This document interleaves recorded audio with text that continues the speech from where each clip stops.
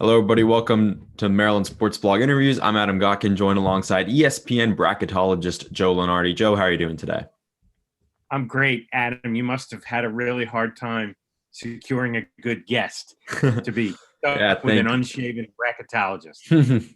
yeah, thank you so much. So, first of all, what is the precedent like for teams like Maryland who have a couple huge wins, but there's just something about them that just doesn't feel right? Like it just doesn't feel like they're like one of those teams. Well, the precedent part I'll answer first, Hmm. um, because there isn't one, Hmm. right? We've never had a pandemic, and I'm not sick, just bad Bless you. timing. Uh, but I would say their resume is nothing to sneeze at. Hmm. Uh, you know, they have four high-end wins, Hmm. and that's going to keep them in the conversation, almost regardless of their overall record or their conference record. Now, my opinion is teams like that, if you want to talk about precedent, when they do get in, they tend in the tournament to kind of play to their brand, if you will, during the season, which is some up games and some down games. So, you know, maybe they win a game and then get blasted, or maybe they get blasted first before they have a chance to win a game.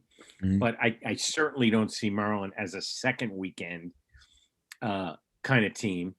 But I also see them as somebody that no one would want to play in the first round because, Illinois, Wisconsin, Hmm. uh, Minnesota, am I miss? Uh, Yeah, you know, Minnesota and Ohio State. Ohio. And like these are really really good wins, so obviously they have some game, um, just not on a consistent basis, and maybe we shouldn't fault them for that because we don't know what these guys are going through off the court.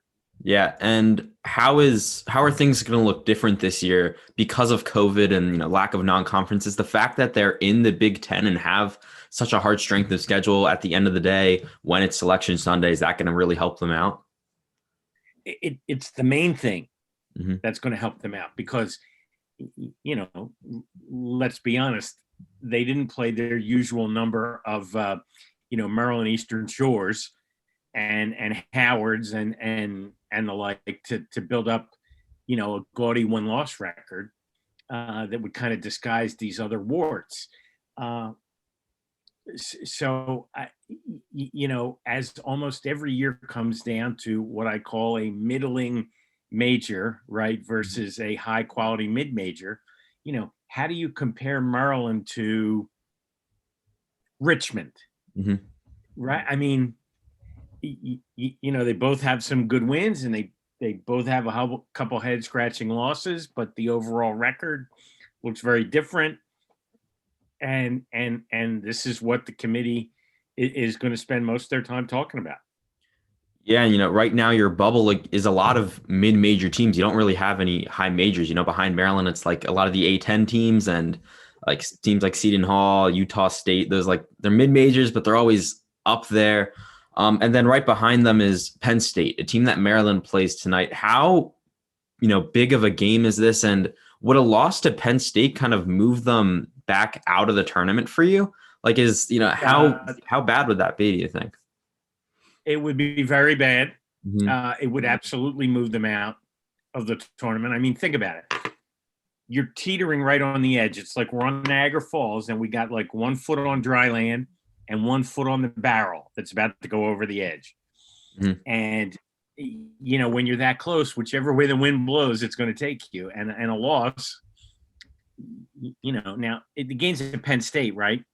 Yes, but honestly, at this point, how much does that even matter? Home versus Well, away. but it matters numerically, Hmm. because the all the metric formulas are still weighted toward uh, giving more weight to performance away from home, particularly in true road games. And we can say that it's different going into a place with no fans, Hmm. but I can tell you that the winning percentage of of road teams, while a little bit higher this year, is not off the charts higher. And that, if you were to be able to go to a live game, and I've been to all of two, and when you go and you see the visiting team in a quarantine room with guys in hazmat suits sticking swabs up their noses before they can even take their coats off, that's a different kind of home court disadvantage or road disadvantage. So I'm not minimizing the difficulty away from home. Yeah, and most of their good wins are coming away from home at Illinois, at Wisconsin, and at Minnesota. So, that could really be something that helps them out. And lastly, we said this Penn State loss would really hurt them. For now, right? But they also, the next great win could be in 3 days. Yeah, I mean, they have Ohio State. Then after that, it's they really play the not great Big Ten teams. How important, lastly, is the Big Ten tournament going to be this year for a team like Maryland? Is it's kind of something where if they have a couple bad losses, they're going to need to make a run in the Big Ten tournament? Or do you think that at some point it's, they have these big wins, it's just they have the wins and that'll put them in? Let's assume that we have a Big Ten tournament. Yeah. We have to have what we have come to expect as a Big Ten tournament. And I think it's an enormous reset for everyone, particularly the teams that aren't, obvious locks, because unbalanced schedules, non-conference conference, an opportunity to it's almost like rebooting your computer, right? Like we all get a fresh start. And while that's the case every year, the resumes are really solidly in place by then.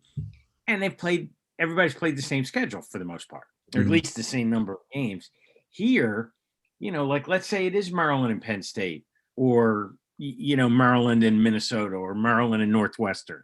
Well, okay. Thursday afternoon at noon, they're going to play on a neutral court as even Steven as it gets.